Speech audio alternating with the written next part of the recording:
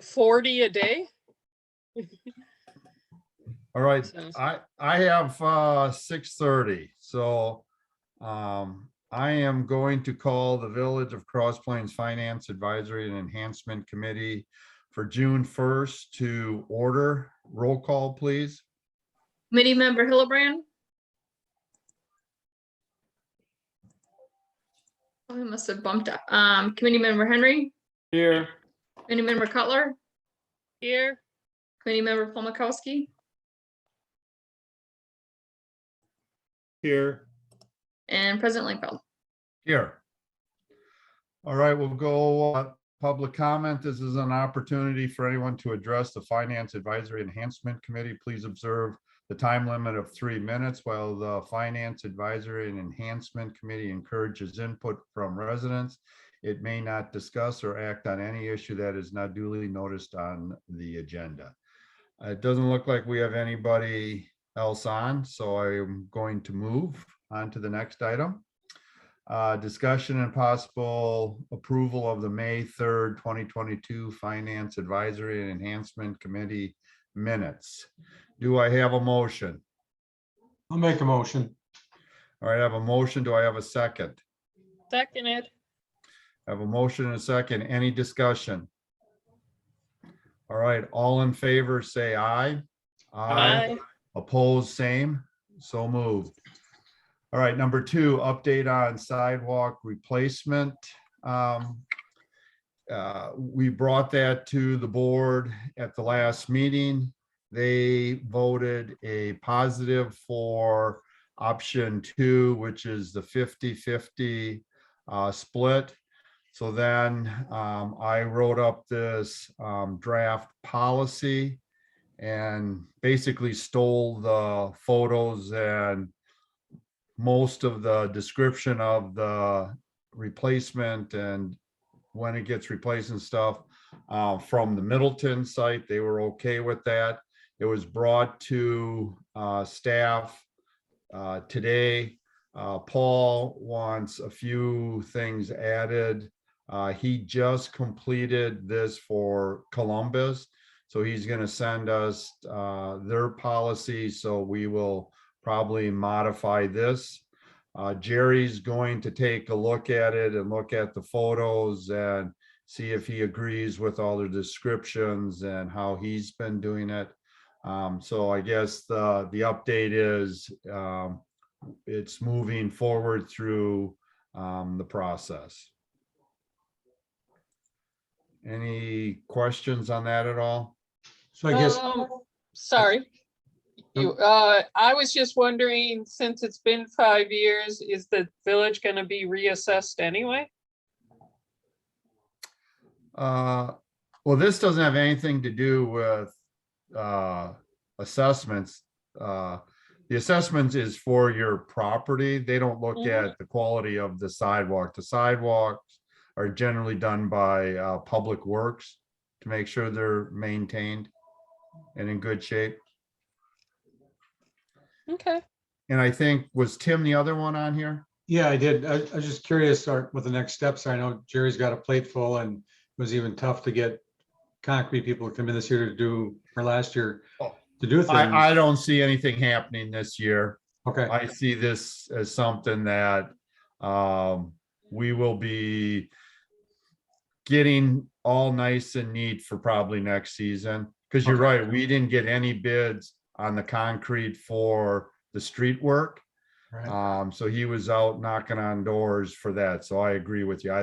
There was no expectation that this was going to happen this year. It's just a matter of moving it forward so we have something. Right, and I guess where the question that came to me was, well, if we have bad sidewalk in front of our house, how do we let the village know so it gets replaced? So they're kind of turning the table a little bit by saying, okay, you're telling us we have to pay for half of it. We're going to tell you that's bad. When does it get taken care of? So maybe this is something for next year down the road, but just an FYI, when people talk to me about that sidewalk policy, it's like, great. Well, But then I would take care think of it could go either way. If someone thinks their sidewalk needs replacement, they call Jerry. He comes and looks at it and says, yeah, it meets the requirement.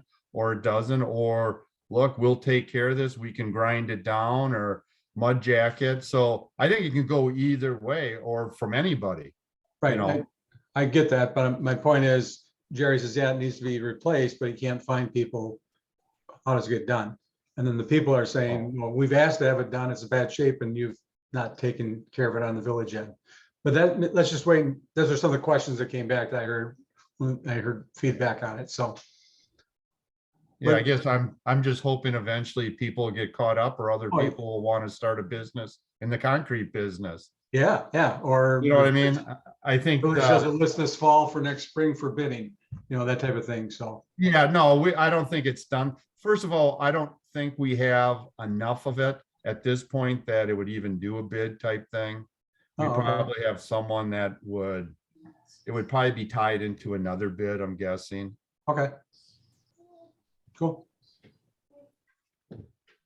All right. Number 3, discussion and possible action regarding draft survey for staff on village consultants. If we can,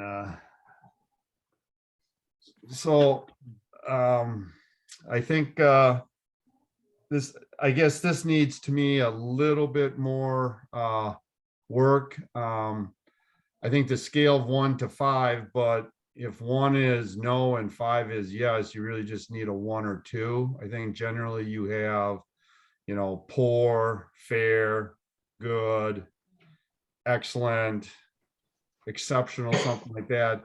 And I guess the first question, if they answer no, does that really give us much information, or should we break that down on how good are they in communication? What is the quality of the work they produce? What are the responses timely? I think those are the things that I think we were kind of looking at, and this other one, could a different consultant do a better job? I don't know how anybody would know that unless they actually did a lot of research. I don't know. Those are my comments on it. I think we need to go a little deeper dive on it. Could you change it to what would you like to see in a different consultant? I'm never a big fan of 1 to 5 or numbers or whatever. I like sentences. I'm no good at deciding a rating on something. I'd rather have the words from people, and it's not that many people this survey is going to. So I would just say why or why not, and instead of just simple numbers. I think why I certainly agree with you, the numbers are small enough to do that style. I think we're trying to keep it anonymous. I think it's much harder to do that if you do a short answer narrative, because they'll give obviously examples and then we'll know exactly who it's from. While if you use a scale that everybody uses, we get a score, but without people being identified. That would be my only drawback. But what we should have there is like a 6 or 7 that would be non-applicable. There are some of the consultants that some of the department heads never use. So I don't think we should force them to put an answer in. They could put unknown, either have unknown or not applicable. That would be the only thing else I would add to it. Why do you want it to be anonymous? This is reviewing a service someone is providing. No different than somebody mowing the parks for us. Well, sometimes people won't be as honest as they would be if it's anonymous. We're really trying to get to the information, not necessarily who's saying it. Yeah, be my understanding of it.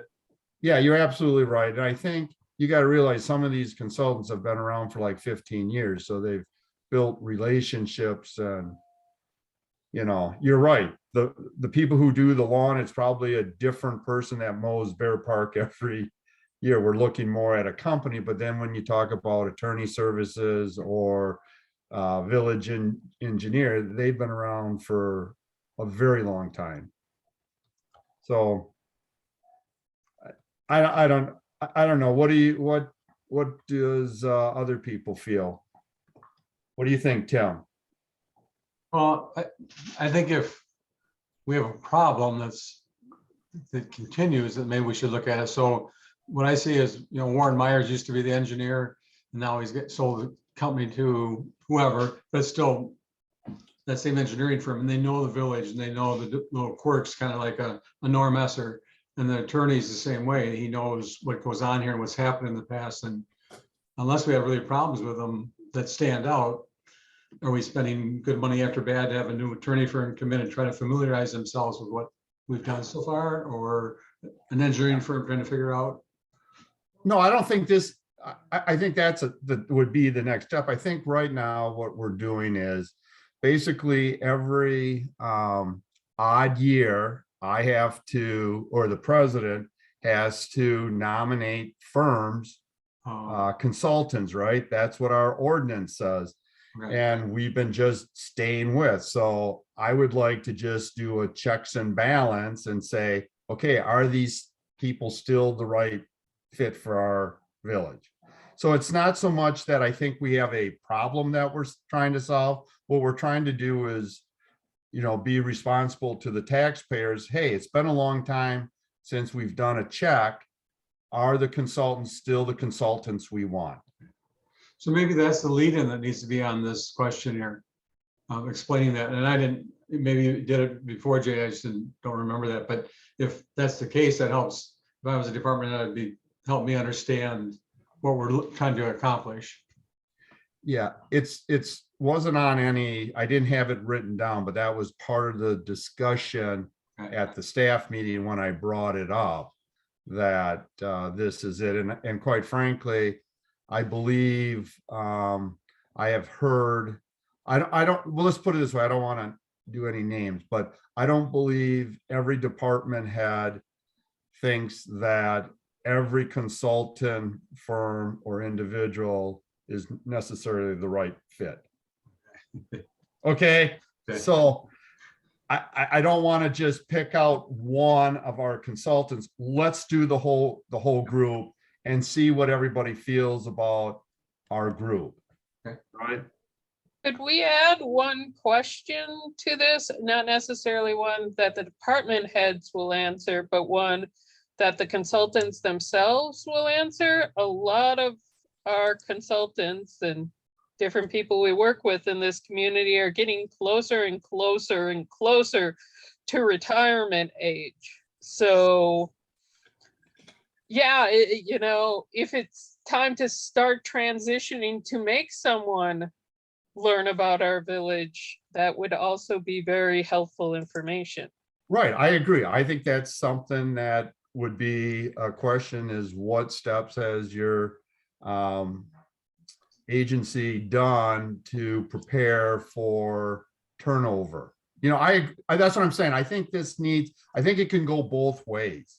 I think we can do one for the consultants and one for staff. I mean, like I say, we have some time, so you're right. I think that is a great thing. And I think getting my feel from them, because a lot of them like working for the village.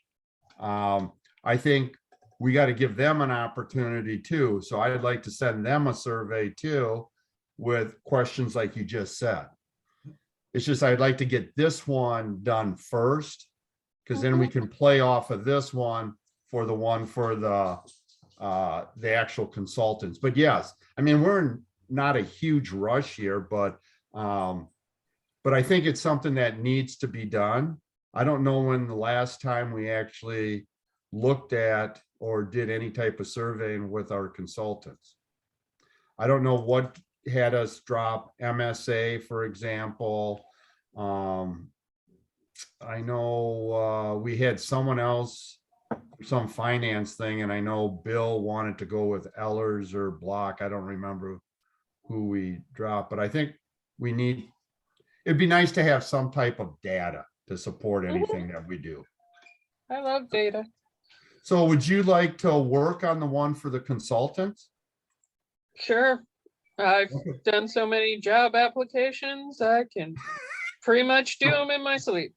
All right, well, why don't you do it? Nothing really big, you know, I think that's a really good idea. And Michael, do you have some, are you feeling with more direction on this? Sort of, but not really. All right, I mean, you're like, so there's, the idea is that generally, because I didn't really know what I was writing when I wrote it anyway, I thought, you're saying the general idea is, does the consultant still fit the needs of the department? Okay, so does the consultant adequately meet the needs of the department? That's question one. no, but that, for that, like you say, that's a big, broad question, but you actually want to narrow it down so they can answer, because if they say no, what are you going to tell the consultant? You don't meet the val, they're going to say, well, what do you mean? Or how is that? So So you is have it to- more- so is it more like, and one being no, yes being 5, it was supposed to be a gradual scale between, yeah, 3 being maybe. I mean, as I just was writing this very quickly, okay? Sure. It was supposed to be 1 through 5 and 1 being poor and 5 being great or whatever, Sure.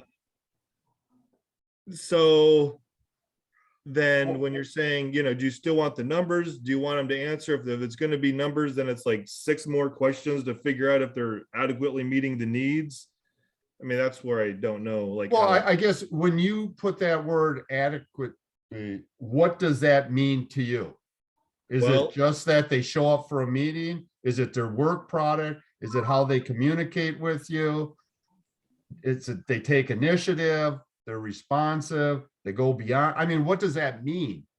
well, pretty much that was, if the department head said 1, they want a new one, and if they said 5, they like the one they're working with. It's kind of how I was just really kicking it really easy there.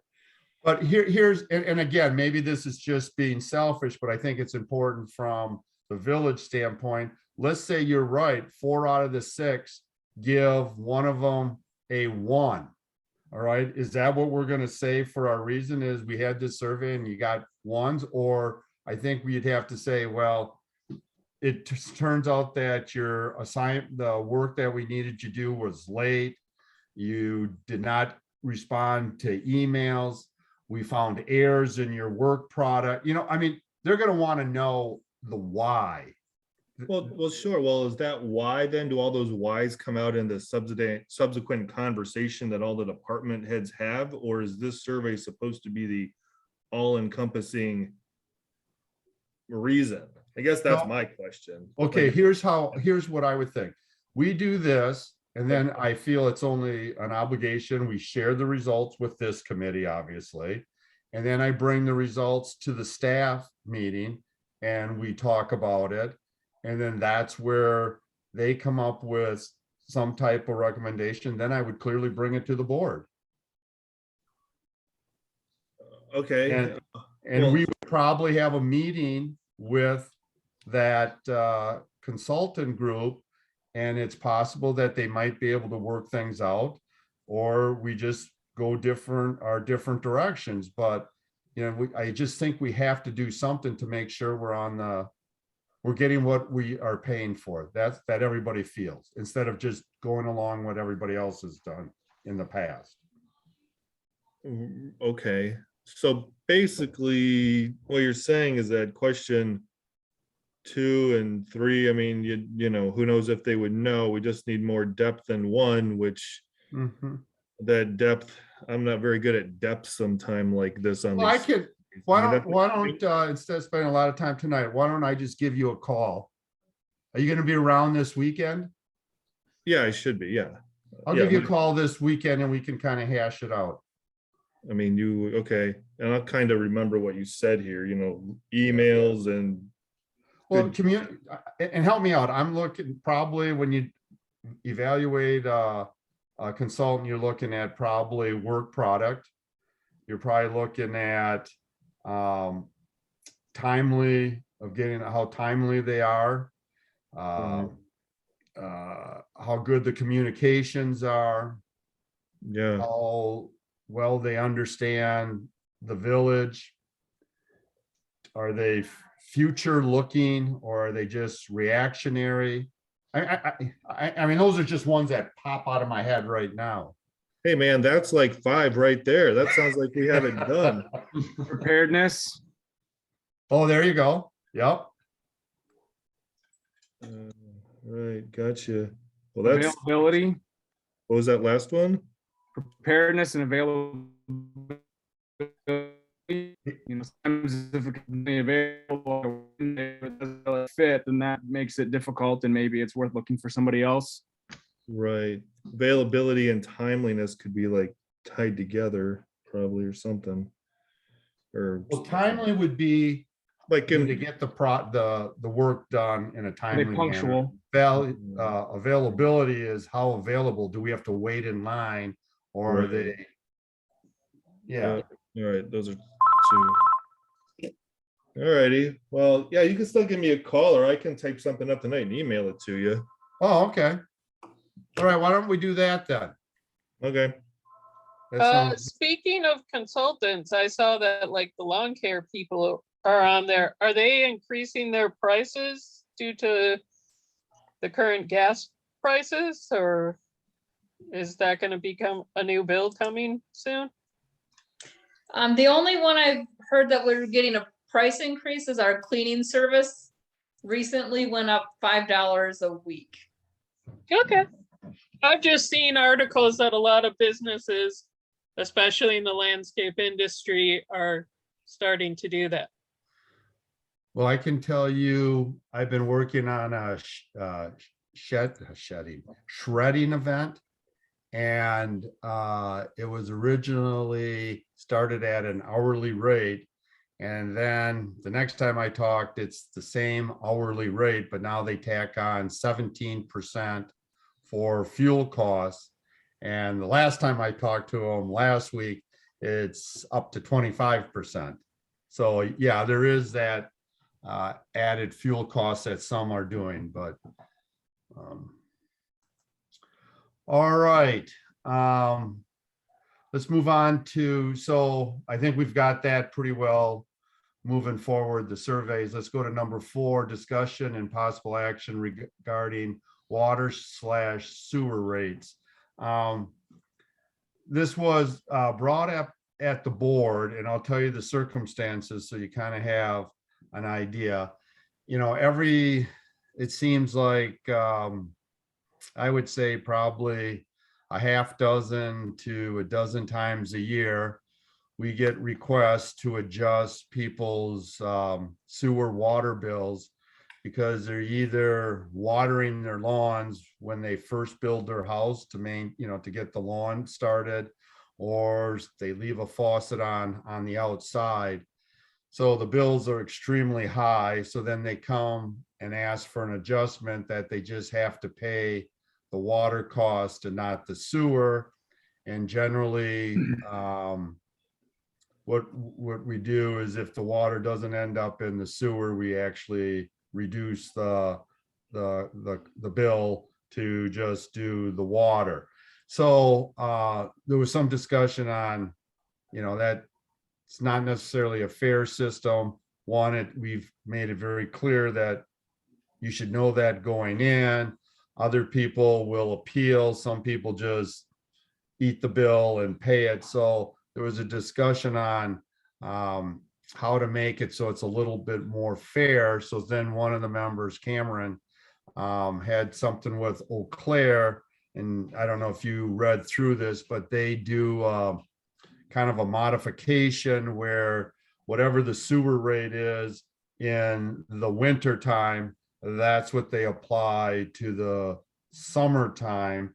And any extra water that would go to watering and stuff would just go to, they would just pay for the water. So there isn't this where people have to appeal. It automatically adjusts at certain months of the year. So I thought that would be something our group would want to look into to see what kind of the effects that would have.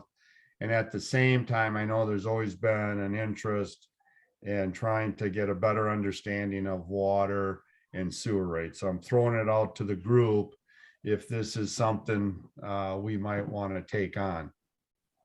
Well, I have a question, and this is probably due to lack of knowledge about the sewer system.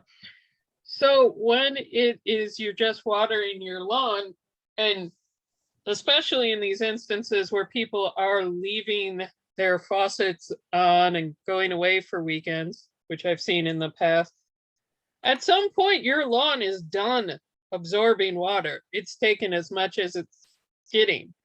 So are we sure none of it is going down to the sewer? Well, yeah, because the only way to get into the sewer would be to get into your piping. Now, you're right, it goes into the stormwater system, but that doesn't go in, that doesn't go into the sewer system. So it's, Okay, so the only way that we have now is people put in a second meter, and the meter would be just for the faucets on the outside. So though that meter, if you have a second meter, it is only charged for water. It's not charged for sewer. The rest of us who don't have a second meter, no matter where that water goes, we just assume it's going into the sewer system. Therefore, it costs money, even if it's just regular water to process. So what Eau Claire has done is just kind of shifted that a little bit. It's an interesting, I thought it was very interesting. I think it's a creative way of doing something so people won't need second meters, and we're not going to have people appealing and stuff. But again, then it's definitely going to be a potential revenue loss.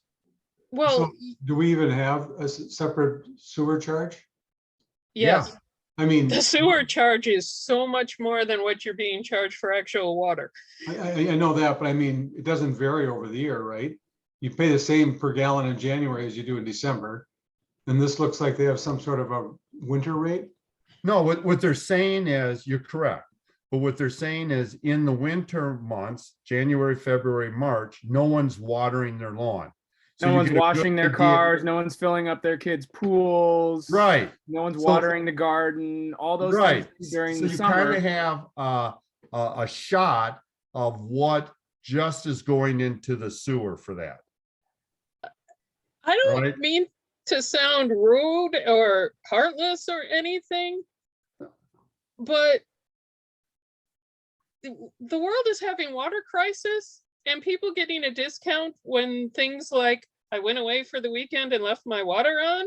Yeah, No, that No. bothers me to give them anything back.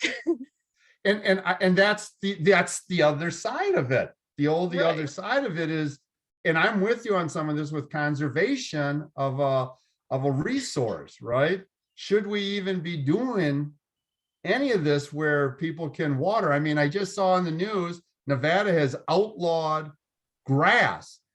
They are removing all their grass because of the water shortage. So I hear you, Deb, but this is something we'd have to look at. But it was Right. brought up. I thought it was an interesting idea. So I thought, well, this might be something we'd want to take a look at. But of course, we're always going to do the pros and cons. That's why we I got to would be stay happy neutral. to do on the side of stricter rules for getting back, because I've been to enough meetings. I've heard some of the excuses. Most of them are, I forgot, and couldn't call my neighbor to have them turn off the faucet while I was gone. I kind of am in Deb's Cutler, your court here. I don't mean to be heartless, but I've had a 2-meter system in my house since I built in '93, and I'm probably paying a lot more money for having a second meter than I'm ever going to benefit from. But I don't take it out because it'll cost me more. Different story. But I think people need to be educated, and whether that's a little door hanger that goes on the water meter when our new people, the village water people, install a new meter saying all water through this meter will be billed. And I think I've heard somebody who told me the other day they just are filling their kid's swimming pool, but they took a picture of the meter before they started and after. Now they're going to come to the village and ask for a credit. somebody's got to figure out what the credit's going to be and what the previous months were. It takes time from the village board. I'm sorry, I think if you use your water, then you pay for it. And if it waters your lawn, that's the choice you made. But we gotta come to some common sense rule here that, All right. you know, Could Okay, we work so- on this with the, what do we call the Sustainability Committee? Oh, well, no, that's a, yeah, Because, Cross Plains does seem to be trying to be green. We have a green library, no mow May, stuff like that. We have the Ice Age Trail. okay, I like, so maybe why don't we do this? I think you hit something there. Maybe we should refer this to Sustainability Committee. What are people's thoughts on that? Is that more appropriate for this? I have a question. What's the question that we're trying to answer here? Because when I did that report on the additional meters or that proposal I made where I tried to get them brought down to half price, I mean, I think that, if you were going to follow this winter billing thing, that would lead to the elimination of the requirement of the irrigation meter, which off the top of my head, I think would cost just in that section would cost the water utility about $30,000 a year. Yeah. Which that then would be made up for on the regular water rate other side is what would happen.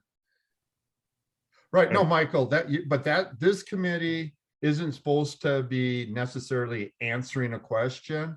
What it's supposed to be doing is putting together the data and the information. As you can see in this discussion, there's members on both sides of this. So if we were going to keep this as one that we would work on, we would be doing a report on water usage, and part of it would be the pros of doing it this way, the cons of doing it this way, which would include the loss of revenues and all that. So the board would have a total picture of the issue, and then they would be able to decide. That's kind of what we do. We're not looking to say we're in favor of this, so then we're going to do a report on that, or in favor of that. We want to look at both sides of it and give the board the information on both sides so they have enough to make a good decision on. That's kind of the intent.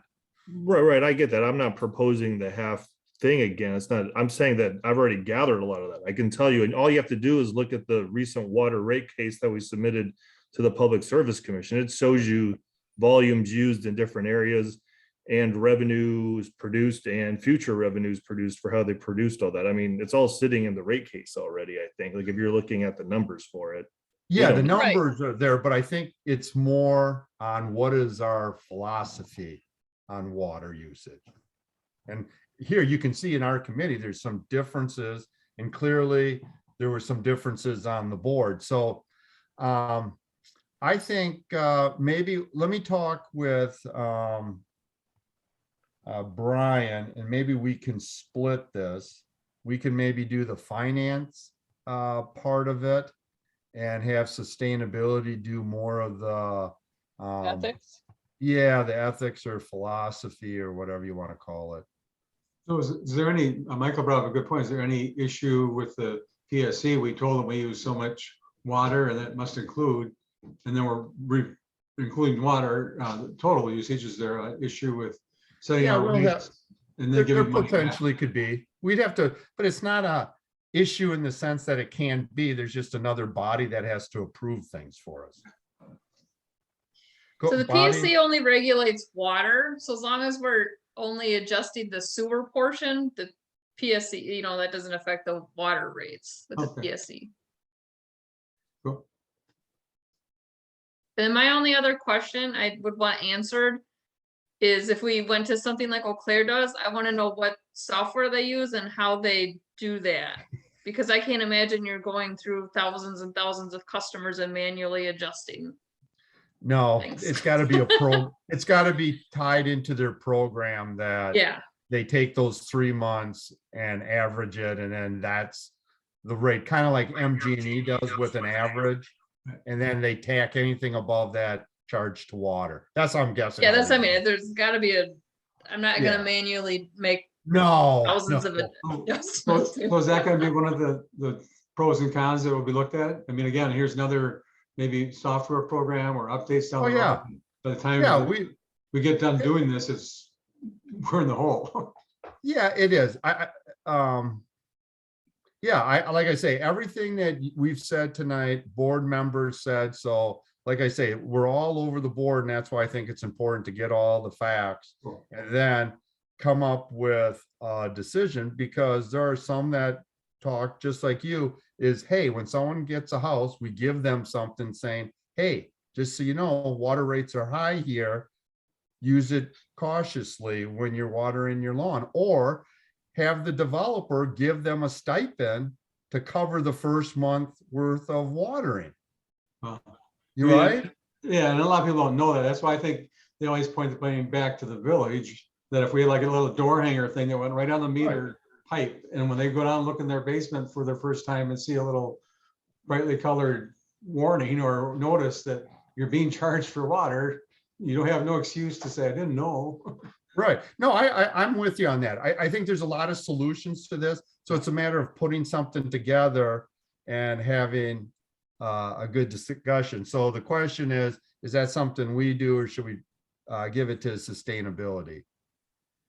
You know, I think I it's a would say we combination. do the math and sustainability should we be allowing these in the first place? all right. So I have Deb's, there are a couple other people. I couldn't tell who I it think was. the same split it. I think the financial part of it is a significant aspect. And then the policy or the thought process is sort of a different thing. Okay.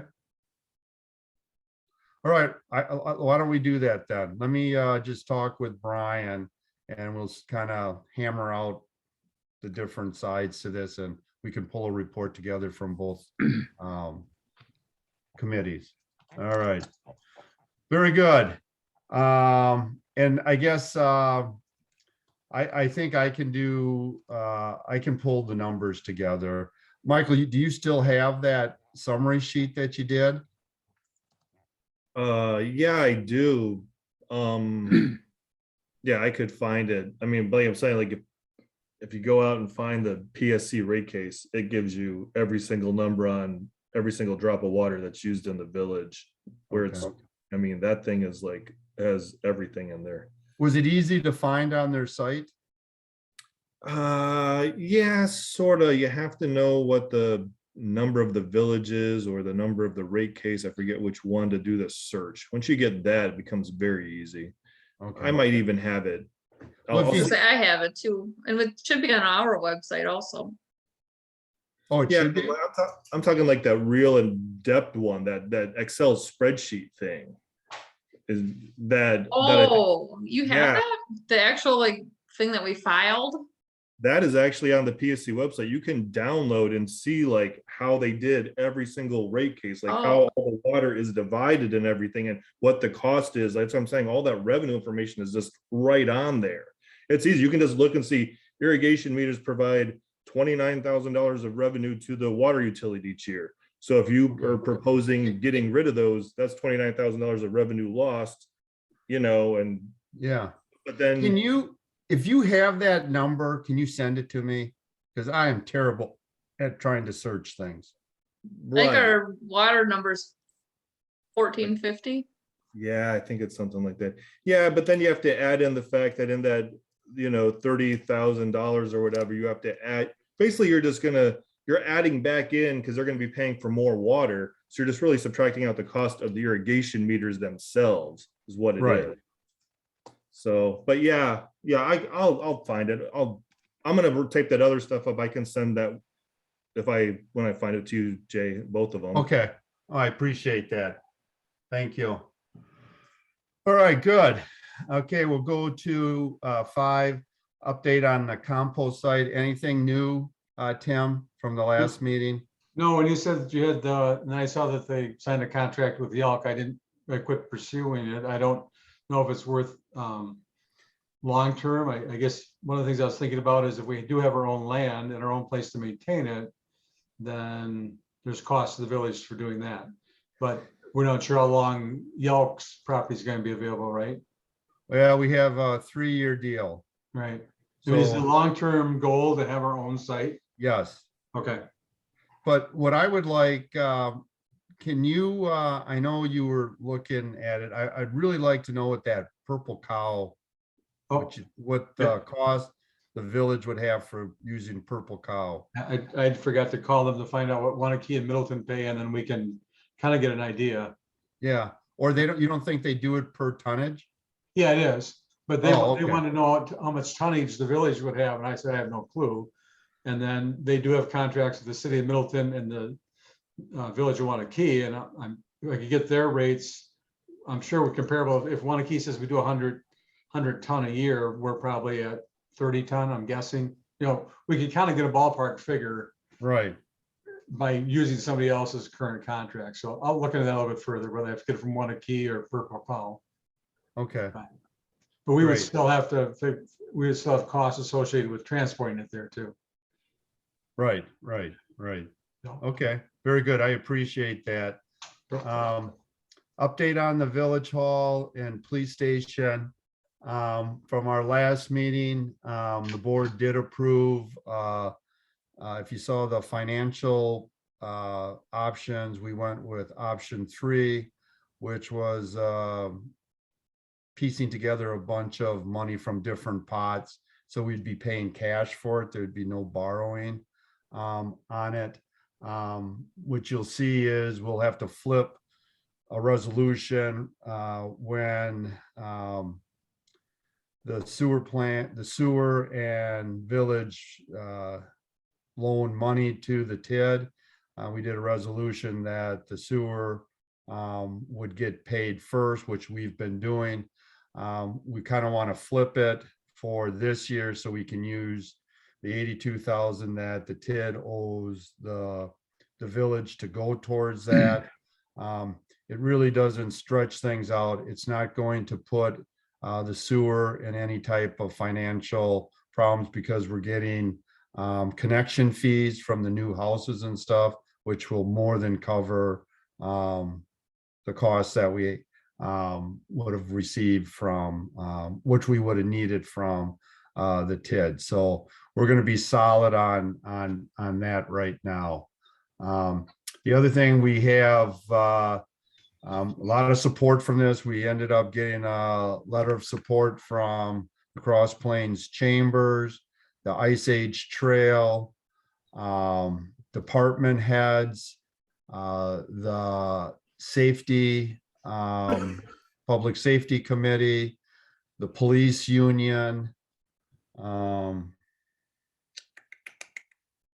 And I'm hoping we might get something from the Lions Club. So that's moving along fairly good. We talked about it at the staff meeting today. We're going to, there's parts of our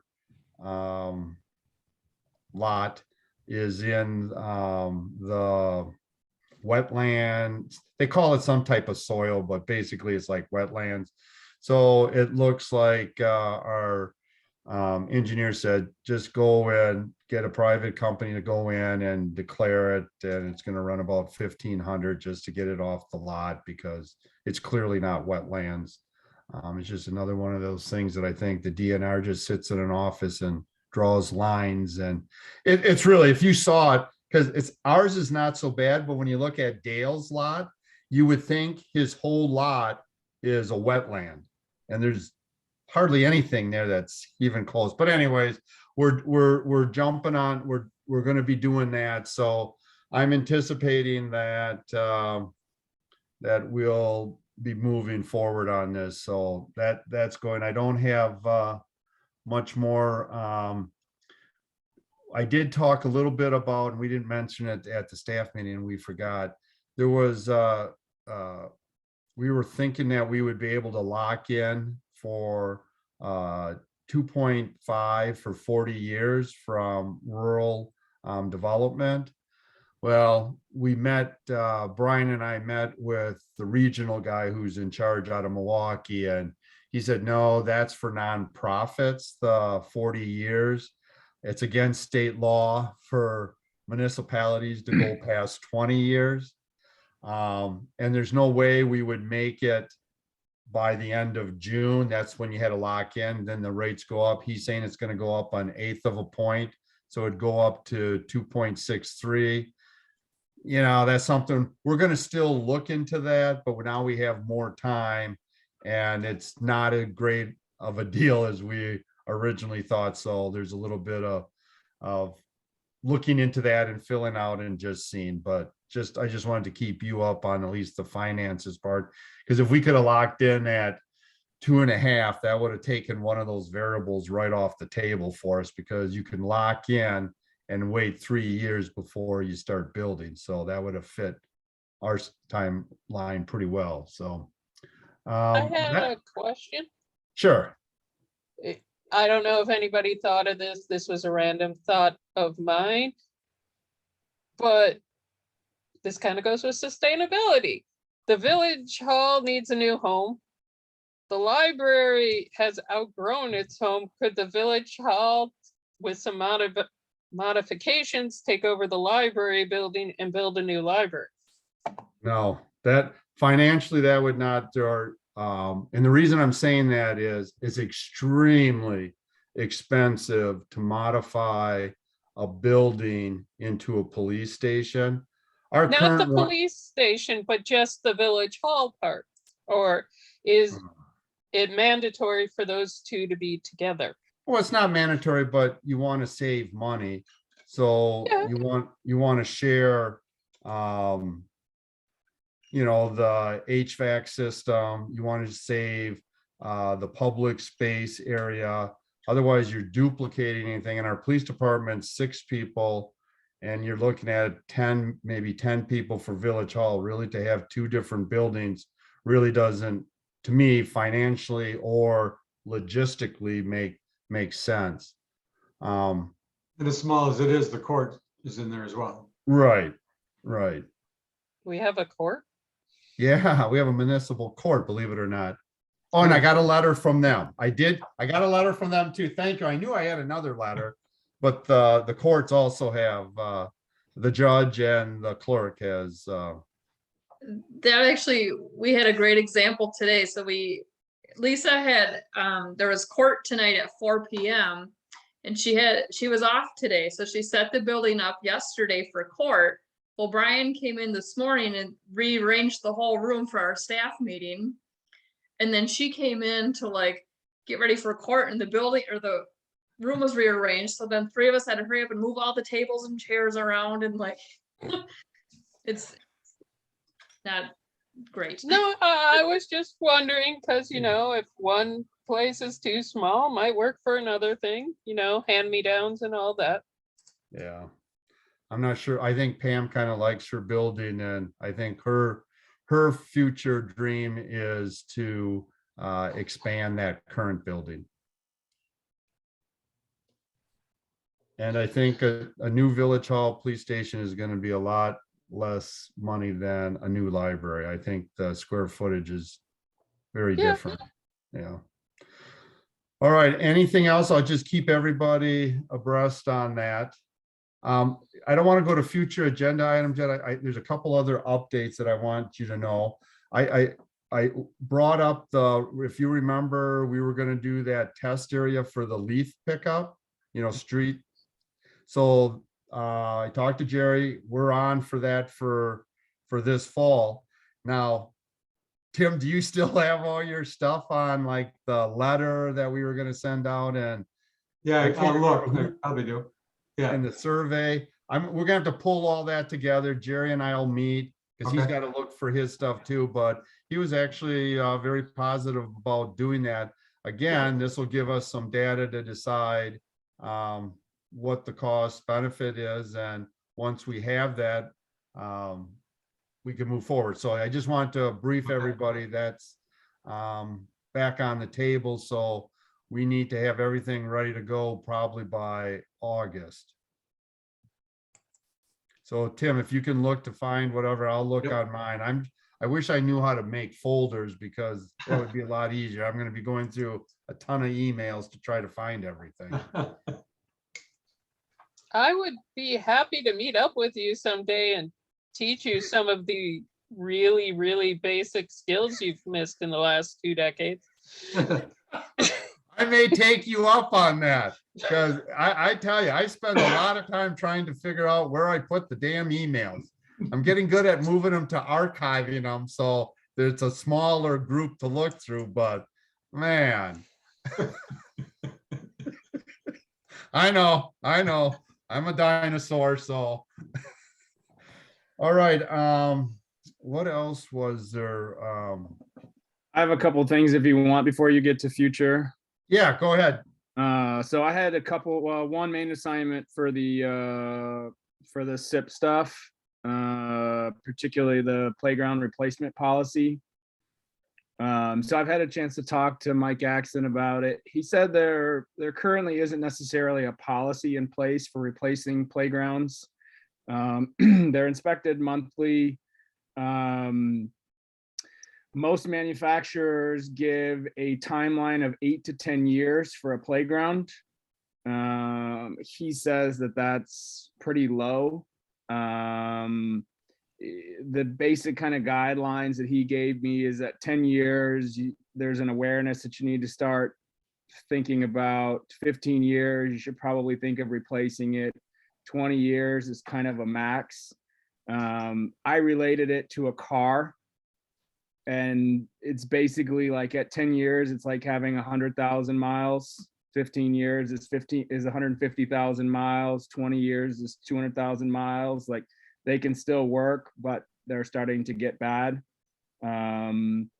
Melody Acres, which is the next one that's up, was put in 1995.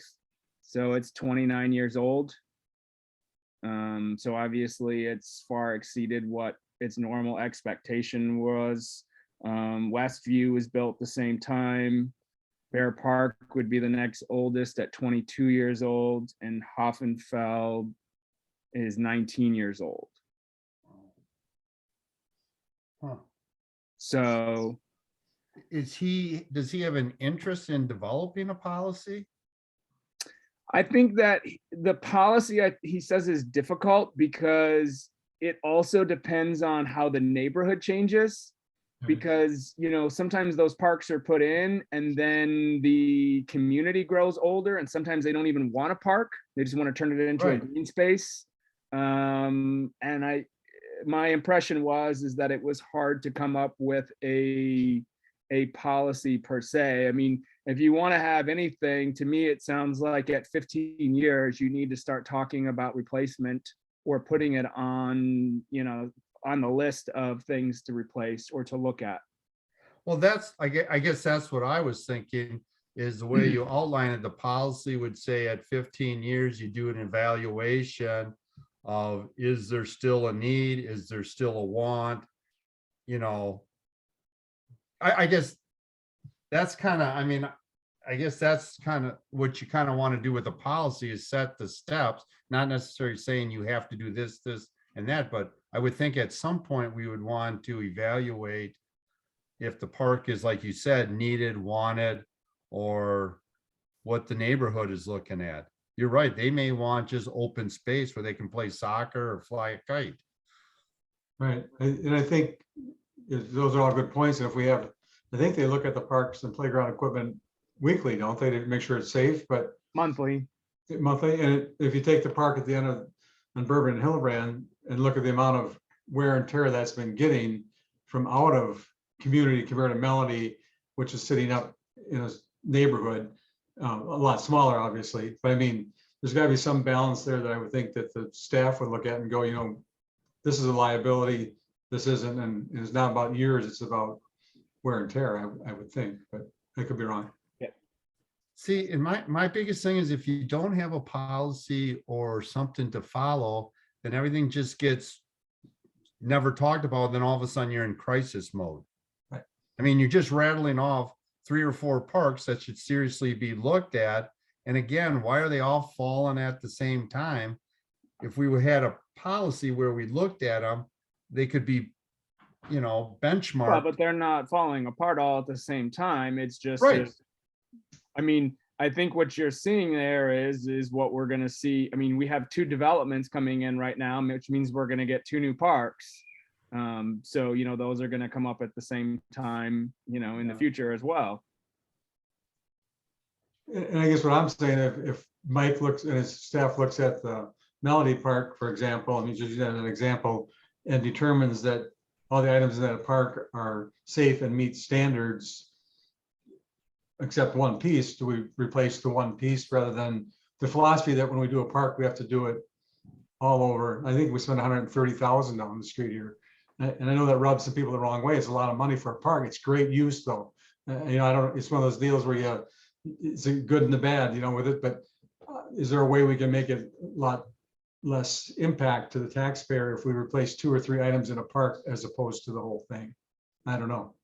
Just throwing it out there. Well, and that happens all the time. I mean, for example, at Bear Park, you know, I mean, some of the things that have been fixed recently were like the bridge that connects the playground stuff. You know, that was one thing that went bad that has been fixed. And the teeter-totter things, there's a couple of different little small things that small pieces break that have been continuously fixed. But other than that, it's largely held up.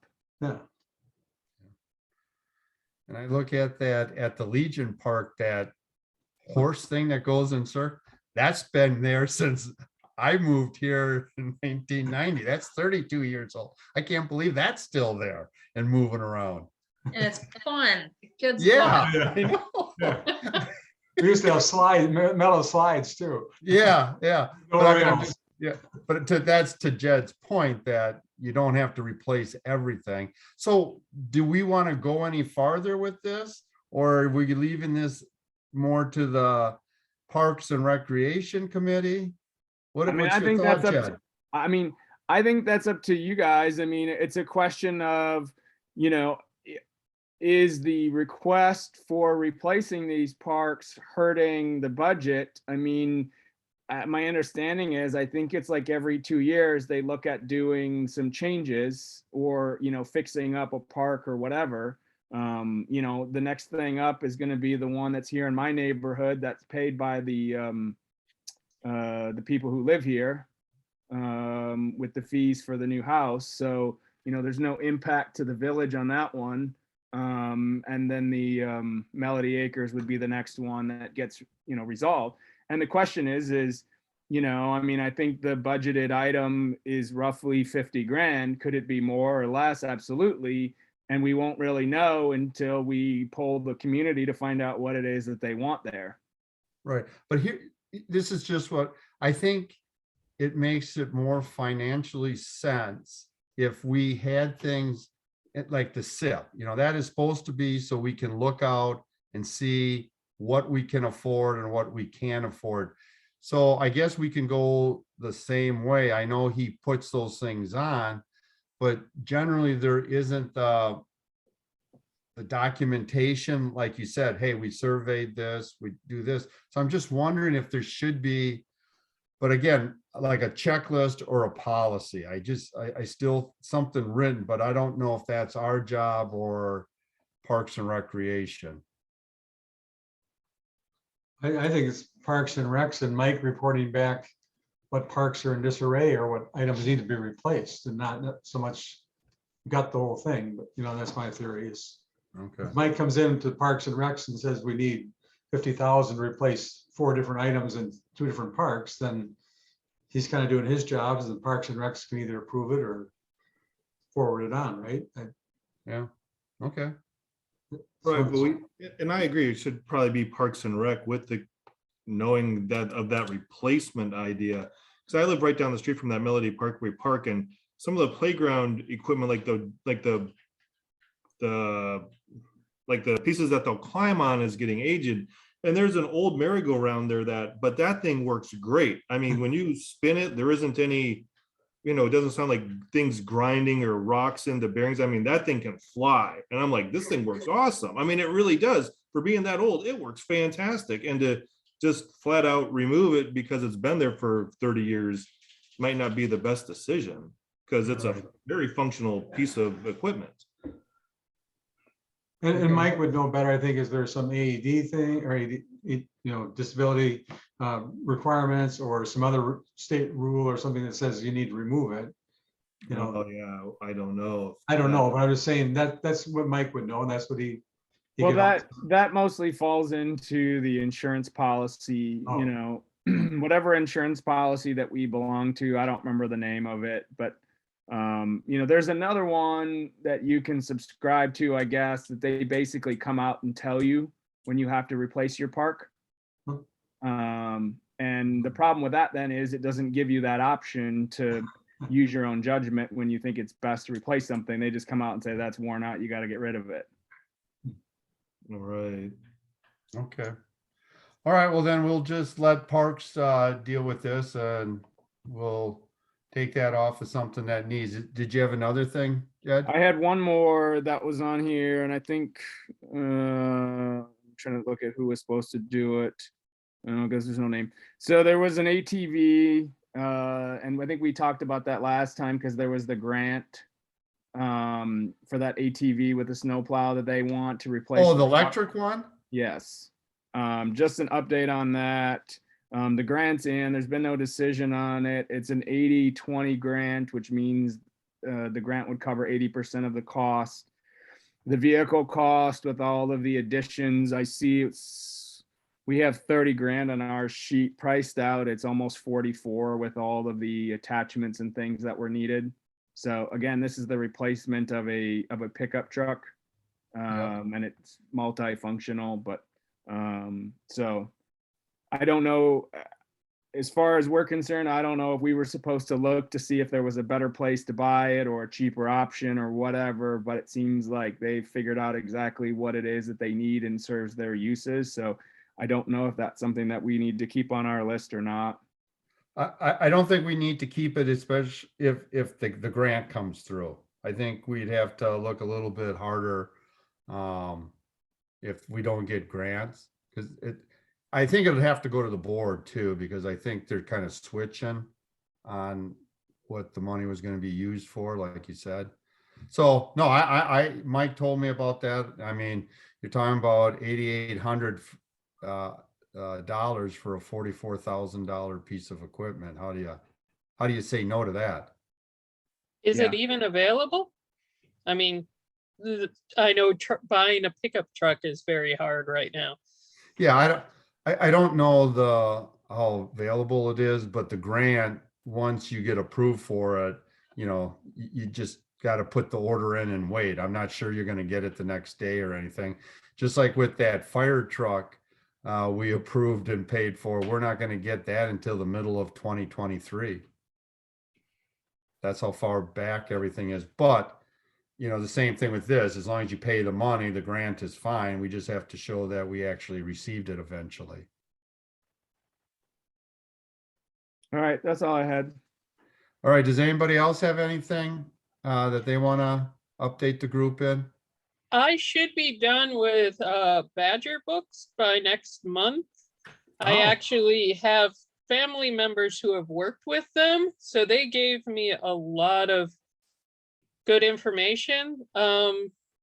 My sort of stepmother-in-law is not the clerk, but she's the highest up of a volunteer. I never can remember. Chief whatever volunteer, and one of the sites at Middleton. So she's gotten to use them a couple of elections now and gave me a lot of information on the pros and cons of the system. I mean, the reality is the system is coming at some point, but a lot of the things to look at when we are getting them. Okay, well, good. I look forward to, you and Bobby should probably put a report together for us and we Yeah, can. we've been chatting. She Okay. gave me some stuff. I asked her some questions. Well, good. All right. Anything else? Otherwise, does anybody have a future item that they would like on the agenda for next month? I Yeah. am curious about the 5 year, the next time the village is getting reassessed for all the housing, especially with the high housing prices now. And are we going to end up assessing people's property taxes to the point that they can't live in Cross Plains anymore? Well, that should not really fall to the assessment because technically the assessment, if the assessments go up, if everybody's home goes up, the mill rate should come down. We should always just need the exact amount of money. That's how it should really work. Now, I don't believe it's every 5 years. What I believe you have to do is you have to be at least at 90% of fair market value. That's where, and when you drop below that, then you kick into where they come out and do it. Otherwise, they do an evaluation in the sense of what houses are selling for and that kind of stuff. But as equalized value and stuff goes up, the mill rate should come down. But we all know our taxes is high, and that's one of the reasons this finance committee is in existence. And at some point, the board and everybody, we have to really sit down and figure out how we're going to do this. Because I'm in your group. I think our taxes is very high. I think our report clearly demonstrated that. So we just have to keep working on that. But I would not worry that the assessment, now, of course, everybody's is going to be different. So if your house goes up 40%, mine goes up 10%, yes, you're going to end up having a bigger increase than what I do. But the mill rate and the value should balance itself out. Yeah, in the maintenance years, which we're, in a maintenance year this year, your value should only change if, you sell your house or, you bought a house, or if you pull a building permit and do $100,000 remodel, that would trigger a reassessment, but. Yeah, I was just curious if it was time for the village as a whole. Granted, last time the village as a whole got reassessed, the person never came to my house. Everybody else's that I knew of, Yeah. just not Yeah, that mine. was 2018, and to my knowledge, we're not at that 90 or below that 90%, so we haven't gotten triggered to require revaluation yet. Oh, good, because I think they're going to be very odd numbers, since at some point this housing market will do something sane. Yeah, but did you, where we're really going to get hit, if you look at the school district, if you read the numbers for their referendum for operating, it could be as much as $128 increase per $100,000 value. Really? That is huge. That's for operations, like paying salaries Yes. and the utilities and whatever. Yep, Just because $5 of- million a year. On How much? top of what they 5 just million did. a year. And is that because of inflation or what? I think it was the last issue of the local paper. They broke it down. They did a survey on what people were willing to go for, and Yeah. I was literally stunned at the dollar amounts they're talking about. I'll check that out. Wow. Yeah, Yeah, I think It's- their reasoning was enrollment dropped. A lot of people they lost, during COVID went to private schools or homeschool, and so they lost a lot of enrollment. But yeah. So then they lost the money. That's right. That was one of it. Yeah. Oh, because they're not getting like state matching, you mean, or something? You're right, because Mhm. the state gives you so much per student. So if you Mhm. lose students, you lose that. Right. Okay. That's Well, a anyways, lot that- of money. Yeah, it is. That is a ton of money. Wow. All right. If there's nothing else, if something comes up between now and the next meeting, shoot me an email and I'll put it on. I have the some agenda. future things if you want to get Oh, to that. I'll make Yeah, them let's quick.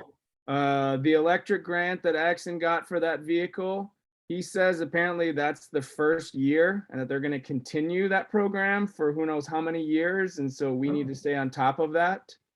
It can Okay. be used, I think, for electric stations for like Tesla vehicles or for fleet vehicles, any of that kind of stuff. So we need to stay on top of that. Okay. Do we have any idea how big or what the library plans are for an expansion? Oh, no, Um, yeah, We're not The even only close to thing that. the library is hoping for right now is more shelving. Especially No. since I keep donating board games to them for their new board game collection. Okay, my understanding, they bought some used shelving. They're not even thinking of expansion. That only came up because when we were talking about replacing the pool, they would like the pool to be moved, so then that would leave room for them to do expansion. That's the only place it comes Yeah, in. okay, and that's, well, and that was part of it too, because the pool is one of those things. I guess I've heard quite a bit about the pool because whenever you open the pool, it's full of headaches and problems. And they were there all weekend, the whole holiday dealing with that. So, there's the question of if it was a small expansion, could you move the park that's there, that little park, and expand there and do it in phases? But I don't know anything about what the library wants. So. Yeah, no, here's what, just so we don't spend a whole lot of time, I've asked staff and they're in the middle of doing two things. Taking major projects and putting them in a priority. Then we'll be able to see when we can afford to do it, but we need to know what is the priority from at least staff. And then the second one is, what are their needs for future staff people positions? So, who's first, an officer, a public works, a librarian, whatever. So staff is going to put something together for us on that. I think the public works facility too is another whole issue. Yeah, that yeah, I on the mean, next- I can name 5, 6 of them. But I don't want to spend any time because I've asked staff to give their opinion on prioritizing them, and then we can do a timeline on it. Okay. All right, I'm good. Thank you. Yeah, and Tim, I guess I'm gonna put that, Tim made the suggestion, he knows there's a township that has a committee that just looks at grants and stuff, so I think we could have a discussion if that's something we might want to do, or if it's gonna be too big, but I'm gonna put that on a future agenda item, because we're Okay. getting a little long on the meeting tonight, and I promised people not to go over an hour, and I've already done that. So I'll put- they just started, but just for an example, they got a $50,000 grant because they found out about it and wrote for it for the first of the year, and now are doing like 2 miles of their highways because they got this grant. And I just don't know if the current staff has the time to be trying to research all that stuff, but I'll keep looking into that and get back to you. Yeah, and we'll put that on the agenda. Yeah. Anything else for future agenda items? All right, well, I thank you very much, but do I have a motion for adjournment? So motioned. Do I have a- Okay, I have a motion and a second. All in favor, say aye. Aye. Aye, all Aye. opposed, same. All right, thank you very much. Good meeting. Have a good Thanks, one. guys. As well. See you guys.